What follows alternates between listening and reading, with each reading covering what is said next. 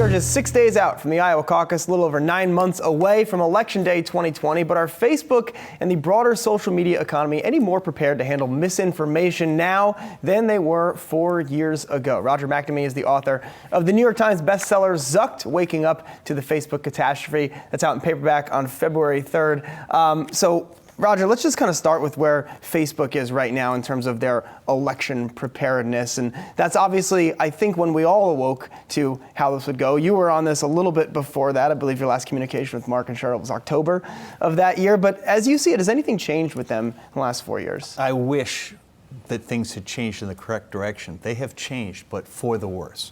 And I think Facebook has done some things like ending its practice of fact-checking campaign advertising and clearly getting much closer to President Trump and his campaign and suggesting that there were Democrats that they were strongly opposed to that suggest that their gatekeeper role in this election will not be neutral. And that's a terrible thing. They really, in my mind, it's incredibly disappointing because I've always thought they were good people, but with a different value system. But that value system is starting to really conflict with how democracy is supposed to operate.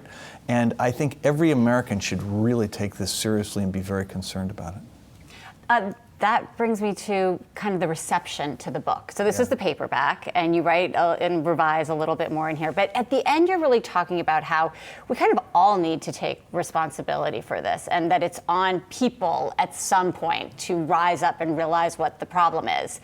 Have you been surprised that, I don't know, people are kind of blasé about it? I mean, not everybody, but there's a lot of people that are just taking this sitting down. When are people going to be mad? Yeah, so Jen, when I decided for the paperback that I was going to expand it, and there are actually 4 essentially new chapters to it, because so much has happened in the past year.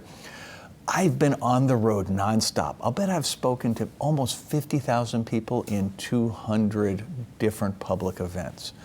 And not just in the US now. I've actually gotten to Europe, I've gotten to Canada.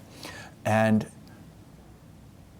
the sad part is that the questions that people ask are coming from a greater level of concern, but it's so complex that people don't really get it. And my simple way of explaining to everybody is this. In the United States, you have no rights relative to your personal data. And as a consequence, any corporation that touches a piece of data can claim ownership. They can hold it, they can trade it, they can monetize it. And in that context, AI has advanced so far that if you take that data and build a model, essentially a data voodoo doll, you can predict people's behavior, and worse yet, you can control their choices and manipulate their behavior. And that, sadly, is what's going on at Facebook, Google, and now Amazon and Microsoft. And so what I'm trying to say to people is, listen, there's nothing wrong with technology, but there's something fundamentally flawed with this business model that Shoshana Zuboff calls surveillance capitalism, and that we need to use the political process this year to make this an issue, to protect not just our democracy, but our children's public health, our ability to make choices without fear, which is privacy, and also to protect the entrepreneurial economy. I mean, these guys, they're monopolies that have choked off the startup market. It's really tough.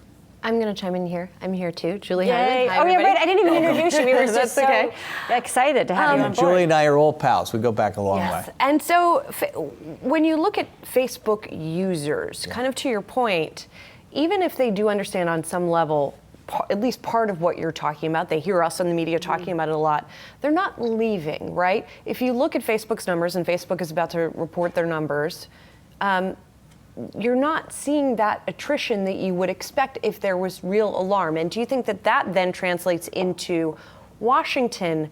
Yes, they make noise about it, but that there's not that urgency because they're not necessarily hearing it from their constituents. This is a really important problem. Essentially, Google and Facebook, which are the 2 most problematic companies for democracy, they are monopolies, and they are the gatekeepers on our information flow. Right? Even here at Yahoo, you wind up having an awful lot of the consumption of your content be from people sharing it in various internet platforms. And so, there's nowhere to go. There aren't alternatives today. And that's part of the problem. Part of the reason you've seen so much focus on antitrust law is the idea that we need to go in and create alternatives to give people a place to go. So my pitch in the book is not that people should be giving up the platforms, because I don't think that's realistic, but rather that they should try to change their behavior to minimize the amount of data they're giving away, really turn down all the privacy things, but also get politically engaged. The basic thing is register and vote. Vote for people who are paying attention on this issue, because not everybody is. And importantly, make sure every elected representative you talk to understands that job one right now is to deal with these guys. Why? Because they're the reason we can't fix climate change. They're the reason why we have an epidemic of measles due to the anti-vaxxers. They're the reason why white supremacy and gun violence are on the rise, because they empower the most disaffected people in society and they give them a disproportionate political voice. And so if we want to do something about climate change or gun violence or white supremacy or anti-vax, we're going to have to fix Facebook and Google. Well, and then to Julie's point about users not leaving, I think that goes to how we have defined antitrust. And, you know, I was reading the chapter on Shoshana's book, and it made me think of another book out recently, which is Goliath from Matt Stoller, about how, you know, antitrust is defined as consumer benefit. And no one would say a free service that connects you to the whole world is bad, but you know, how in your view do we need to redefine that issue? I'm so glad you asked that question. So I've been working with the economics department at Yale, because it turns out these are not actually free services. If you think about it, what's really going on?